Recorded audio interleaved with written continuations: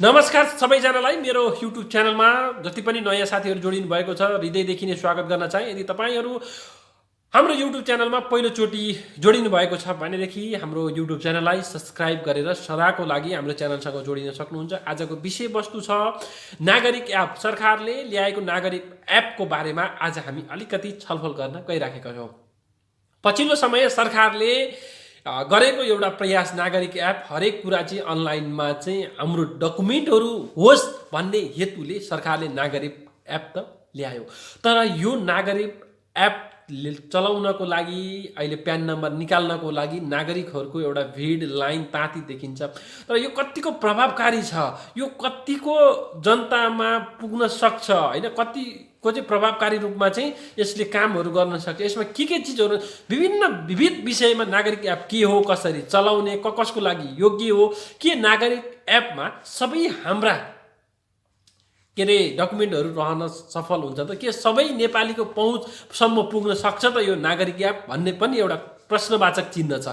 तसर्थ यो विषयको सेरोफेरोमा रहेर आजको हाम्रो छलफल अगाडि बढ्नेछ।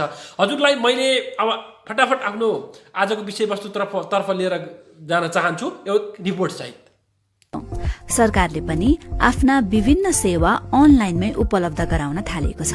तर छुट्टा छुट्टै सार्वजनिक सेवाका लागि छुट्टा छुट्टै एप प्रयोग गर्नुपर्ने झन्झट पनि छ। त्यसैले अबदेखि सम्भव भएसम्मका सबै सार्वजनिक सेवा एउटै एपबाट दिने गरी नागरिक एप ल्याइएको छ।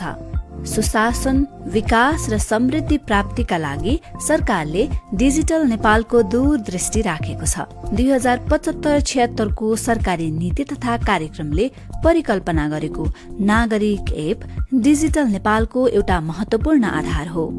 राजस्व, यातायात, ट्राफिक, लोकसेवा जस्ता निकायमा सेवा लिन जाँदा पक्कै पनि तपाईले अनेक झन्झटको सामना गर्नुभएकै होला। नागरिक एपले यस्ता सेवाका लागि सकेसम्म सरकारी कार्यालय जानै नपर्ने गरी सजिलो बनाउनेछ। यसबाट नागरिकको समय बचत हुनेछ, झन्झट हट्नेछ, खर्च जोगिनेछ र पारदर्शिता ल्याएर भ्रष्टाचार न्यूनीकरणमा सहयोग पुग्नेछ। यो एप हरेक नेपाली नागरिकले सहजै प्रयोग गर्न सक्ने गरी तयार गरिएको छ। सरकारका विभिन्न निकायसँग नागरिकको पहिचान गर्न सक्ने डिजिटल विवरण छन्। जस्तै गृह मन्त्रालयसँग 2,15,00,000 नागरिकताको विवरण छ। औंठा छाप र फोटो सहित 1,55,00,000 नागरिकको जानकारी निर्वाचन आयोगसँग छ। अनि 65 लाख भन्दा बढी नागरिकको पासपोर्ट राहदानी विभागसँग छ।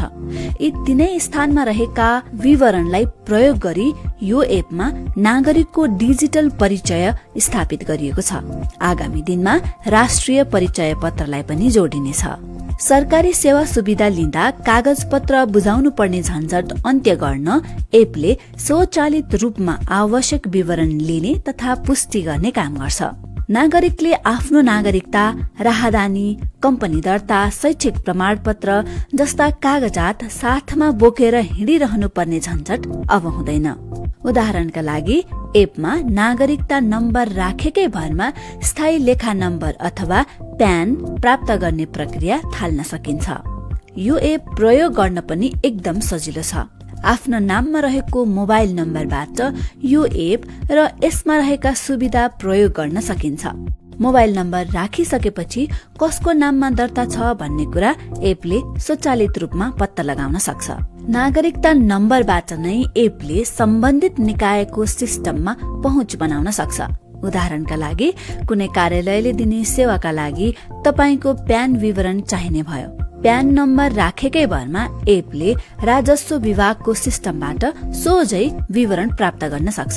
यसको अर्थ तपाईले नागरिकता र प्यानको फोटोकपी बुझाइरहनु पर्दैन।